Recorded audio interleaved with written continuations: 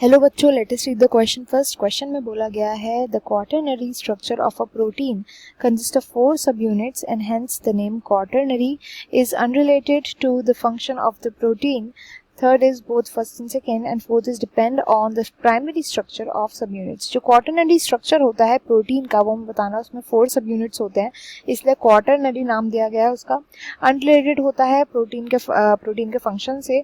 Both first second statement true है या फिर प्राइमरी स्ट्रक्चर जो होता है सब यूनिट्स का उस पर डिपेंड करता है ये।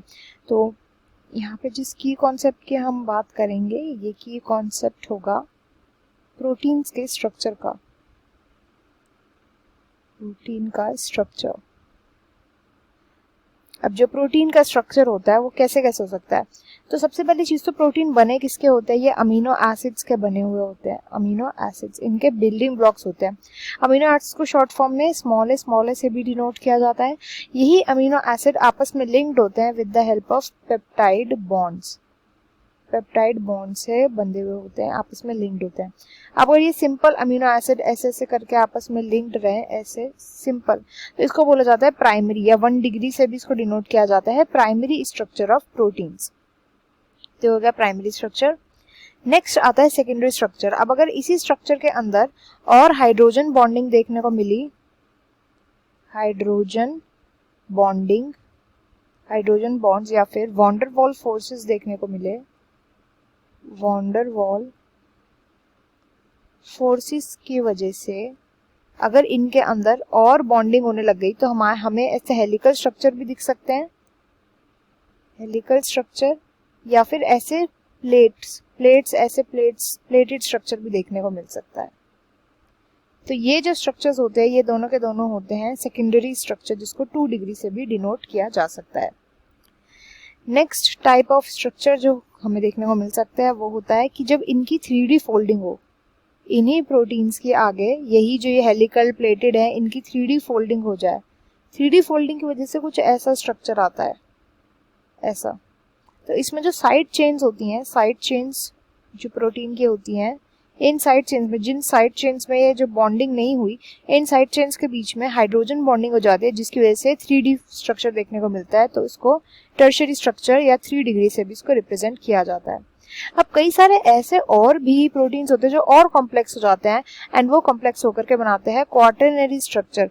तो क्वाटरनरी स्ट्रक्चर के अंदर क्या होता है, कई सारे types of sub units present होते हैं। केवल एक प्रोटीन की चेन से नहीं बना होता, वो कई सारे प्रोटीन की चेन से बना हुआ होता है मिल करके।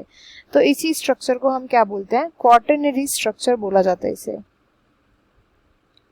क्वाटरनरी स्ट्रक्चर बोलते हैं इसको।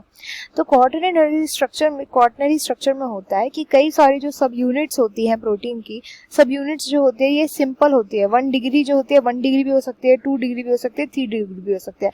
तो सभी के सभी जो सब यूनिट्स होते हैं ये आकर के कंबाइन करके बनाती है एक पूरा कॉम्प्लेक्स प्रोटीन का स्ट्रक्चर, जो कि क्वाटरनरी स्ट्रक्चर हो जाता है। अब ये जो क्वाटरनरी स्ट्रक्चर होता है ये प्राइमरी स्ट्रक्चर पे डिपेंडेंट होता है कि कैसे जो अमीनो एसिड्स प्राइमरी चेन्स बना रहे हैं, प्राइमरी सब यूनिट्स कैसे बना रहे हैं, इनके स्ट्रक्चर पे डिपेंड करता है। क्योंकि इनके स्ट्रक्चर के थ्रू हमें सेकेंडरी का स्ट्रक्चर पता चलेगा एंड सेकेंडरी के स्ट्रक्चर के थ्रू हमें थर्ड यानी टर्शियरी का स्ट्रक्चर पता चलेगा कैसा स्ट्रक्चर है। तो इसलिए इस क्वेश्चन में जो बोला गया कि 4 सब यूनिट होती है ये इनकरेक्ट है। Unrelated to the function of protein भी इनकरेक्ट है एंड फर्स्ट एंड सेकेंड दोनों ये तीनों के तीनों ऑप्शन जो है ये इनकरेक्ट है। इस क्वेश्चन का जो राइट आंसर होगा वो होगा ऑप्शन नंबर 4, कि जो क्वाटरनरी स्ट्रक्चर होता है वो डिपेंड करता है primary structure of sub units की। ये जो सब यूनिट्स यहाँ पे अटैच्ड है, इन सब यूनिट्स का प्राइमरी स्ट्रक्चर जो है वो कैसा है। प्राइमरी स्ट्रक्चर 1 डिग्री का है, 2 डिग्री है, मतलब प्राइमरी स्ट्रक्चर जो है वो 1 डिग्री का है, सेकेंडरी स्ट्रक्चर है, टर्शियरी स्ट्रक्चर है, कैसा स्ट्रक्चर है वो उस पर डिपेंड करता है। तो इसलिए option 4 will be the right answer to this question. I hope you understood it well. Best of luck and thank you.